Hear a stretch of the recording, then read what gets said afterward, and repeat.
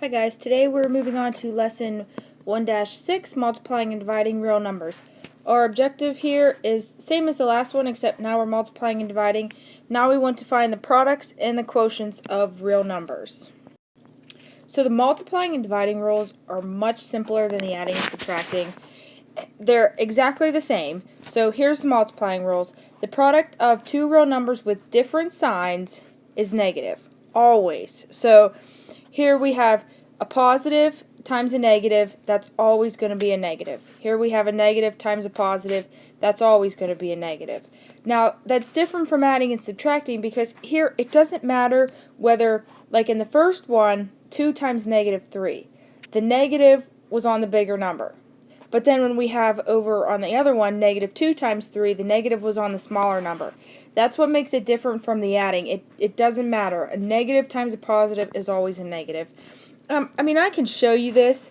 2 times negative 3 means that you have, if you think about it, 2 times 3 means you have 3 groups of 2. So you would have 2 plus 2 plus 2. Or you would have 2 groups of 3. 3 plus 3. So if you have 2 times negative 3, that means you have 2 groups of negative 3. So you have negative 3 plus negative 3. And you know from the adding rules that that's negative 6. And then this one would be 3 groups of negative 2. So negative 2 plus negative 2 plus negative 2. So that's the reason behind it. You don't really have to know that, but some people get confused. Well, how is that even possible, a negative times a positive? That's the reason behind it. Again, like somebody way beyond calculus proved this for every number out there, and now you can just apply, you can say the rules. Anytime there's different signs, it's negative. The opposite of that, the product of two real numbers with the same sign is positive. Always. So 2 positives, we know that from forever ago, always makes a positive. But 2 negatives always make a positive. And that's different from adding because when you add 2 negatives, you get a negative number because you're combining negative amounts. Now we're just taking a negative times a negative, and that's always. Okay, problem 1. So what is each product? The first thing I always do is I just decide if they're positive or negative, and I put that down. So A is 12 times negative 8. That's a positive times a negative, so it's going to be negative. And then 12 times 8 would be 16, 8, 96. So your answer is negative 96. It doesn't matter that the negative was on the smaller number. For multiplying and dividing, it doesn't matter at all. 25 times 0.5, 2 positives, so you know it's going to be a positive. You can write a positive, or you can just write nothing. But if you feel like if you write nothing, then you might think later you forgot to write something. Go ahead, put a positive. It's not a big deal. So 25 times 0.5. I know that 0.5 is a half. So I'm just going to take half of 25, which would be 22.5. No, that is not right. Half of 25, oops, now I can't erase it. Half of 25 is 12.5. 12.5. Okay, part C, we have a negative times a positive, so that's going to equal a negative. And then when you multiply fractions, remember you can just multiply the numerators. So 3 times 1 is 3, 4 times 2 is 8. And a lot of people get confused. Is the negative on the 3 or is the negative on the 4? It's just on the whole piece. So you just think, I have a negative times a positive. So right away, negative answer, and then just pretend it's 3 over 4. And the last one here, negative 3 squared, that's going to be negative 3 times negative 3. And a negative times a negative is a positive, so I have positive 9. Now we have got it number 1. So 6 times negative 15. That's going to be a negative, and then I'm going to do 15 times 6. That's 30. 90. So I get negative 90 for part A. 12 times 0.2, that's going to be a positive. I'm not going to write the positive, but I'm going to do 12. Now, what I would do, instead of multiplying it by 0.2, I'm just going to multiply it by 2. So that's going to get me 24. But then remember, it was 0.2, so I have to have one number after the decimal point in my final answer, so I have to make it 2.4. 2.4. Anytime you multiply by a decimal, your number should get smaller because 0.2 would be 2/10, which is a fraction, and when you multiply by a fraction, your number should get smaller. Okay, part C, we have a negative times a positive. Signs are different, so that's a negative. And then multiply straight across because nothing in there simplifies. We have 21 over 50. And I don't believe 21 over 50 simplifies. And part D, we have negative 4 squared, so that's negative 4 times negative 4. A negative times a negative is a positive, and the answer we get is 16. Okay, square roots. Technically, the square root of 25 has two answers because I could say 5 times 5 equals 25. So the square root of 25 is 5. I could also say that negative 5 times negative 5 is 25. So technically every square root has two answers. If they just give you the problem like this, just a regular old square root, they just want the positive answer. So the square root of 36 would be 6. If they give it to you like this with a negative out front, that means they want the negative answer. So here they want negative 6. If they give it to you with this symbol, that just is a plus and a minus. They just want the positive and negative number, so you just write plus or minus, so that stands for the positive and the negative 6. Most of the time we're just going to have the regular ones, but there really are two different answers for each of these. Okay, so problem 2, simplifying square root expressions. What's the simplified form of each expression? So we have the square root of 25, and if you see the negative out front, that means they want the negative answer, so we have negative 5. Part B has the plus and a minus out front, so they want the positive and the negative answer. You pretty much just recopy the symbol, that's all it is. Take the square root of 4, that's 2. Take the square root of 49, that's 7. So the positive and the negative values of 2 over 7. Okay, got it, number 2. So what is the simplified form of each expression? Part A, it's just a regular square root, so they just want the positive answer. The square root of 64, that's 8. Part B, they want the positive and the negative, so we're going to put plus or minus. The square root of 16 is 4. Part C, they just want the negative answer, so we're going to put negative. The square root of 121 is 11. And part D, they want the positive and the negative, so we're going to give the positive and the negative. The square root of 1 is 1. The square root of 36 is 6.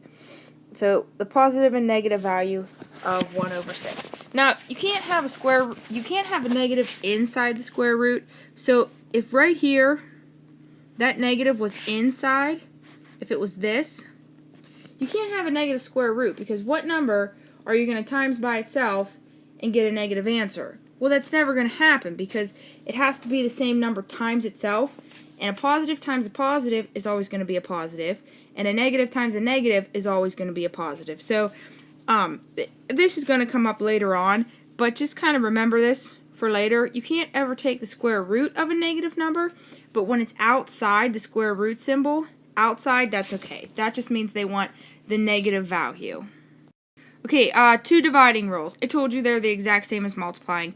The quotient of two real numbers with different signs is negative. So again, if we have different signs, we get negative. Here's a negative, here's a positive. Here's a positive, here's a negative. We get negative answers both times. Doesn't matter if it's bigger or smaller. The quotient of two real numbers with the same sign is positive. So positive and positive give you positive.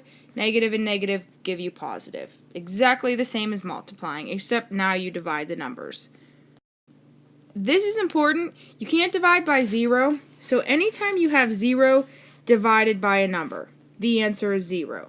And that's okay. 0 divided by 7 equals 0. That's like saying you have 0 pencils, you want to put them in 7 groups. How many pencils are in each group? Well, if you didn't have any, there's no pencils in each group. But what you can't do is divide by 0.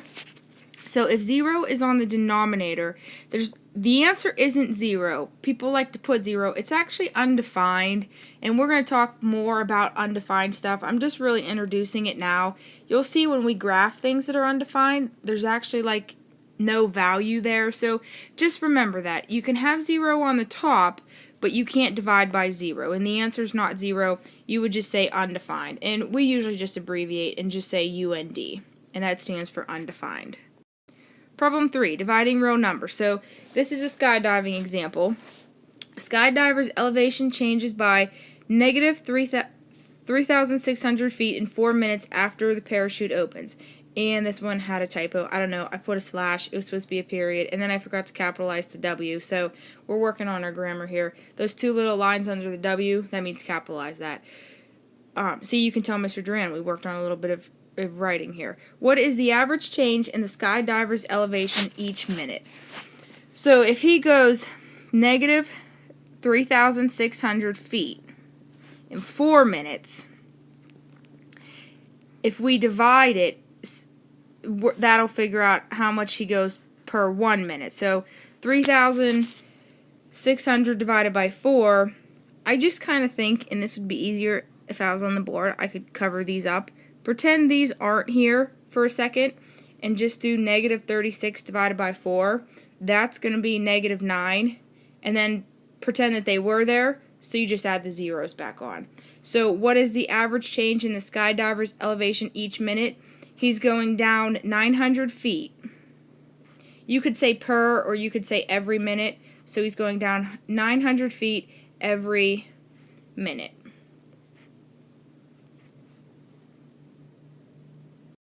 And got it, number 3. So you make 5 withdrawals of equal amounts from your bank account. The total amount you withdraw is $360. What is the change in your account balance each time you make a withdrawal? So we have 300. Now, withdrawal means that that's going to be a negative 360 because you're taking money out. So we have negative 360, and you're making 5 withdrawals. So we're going to divide that by 5. Now, I know that a negative number, so negative 360 divided by a positive is going to be a negative. So I've never really seen the negative under the division bar.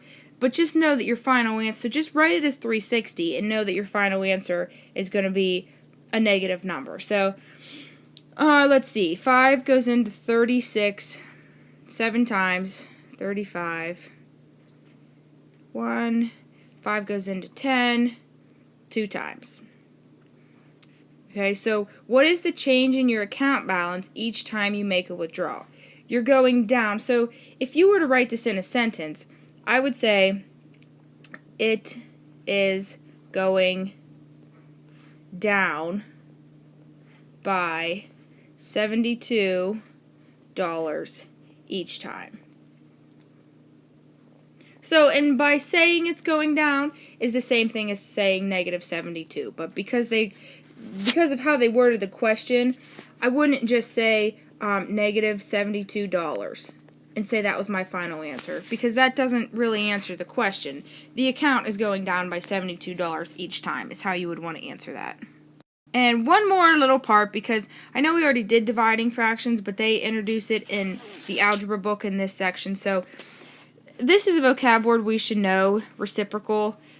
Instead of saying keep, switch, flip, like we did for dividing, flip is really taking the reciprocal. So hopefully we can start using the right vocabulary. 2 over 5, the reciprocal, you just flip it, 5 over 2.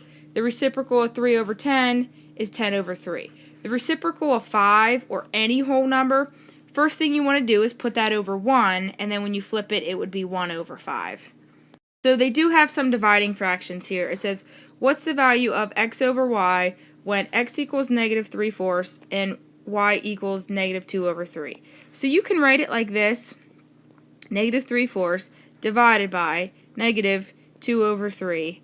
In this case, I would probably write this one like this, negative 3/4 divided by, with the actual symbol. I know we don't use that very much, but divided by negative 2 over 3.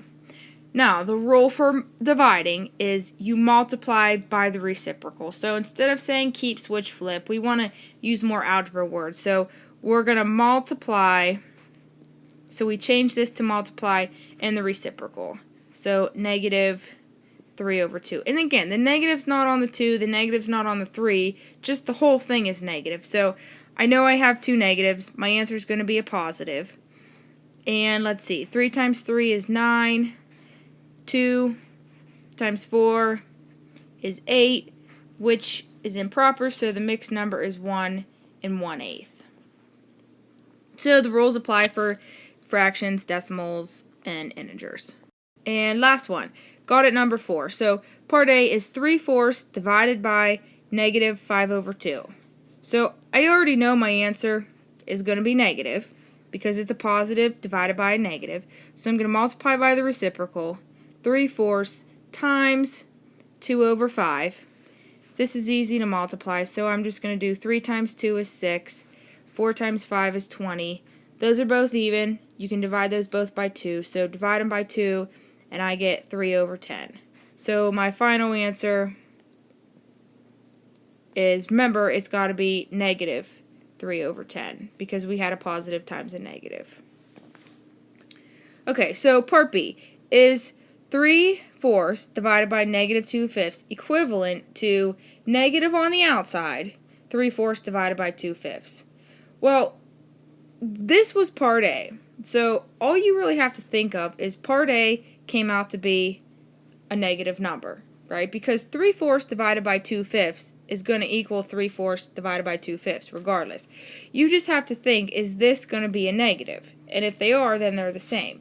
So if you take a positive, now order of operations, we have to do what's inside the parentheses first. If you take a positive 3/4 divided by positive 5/2, a positive divided by a positive is going to be a positive. And then anytime you have this negative out front, you're really just multiplying by -1. So inside the parentheses is a positive, outside the parentheses is a negative.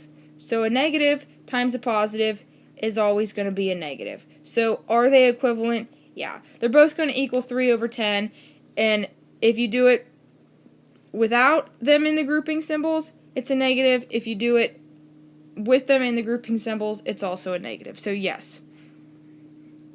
Yes would be the answer. Yes, they are equivalent. That's it.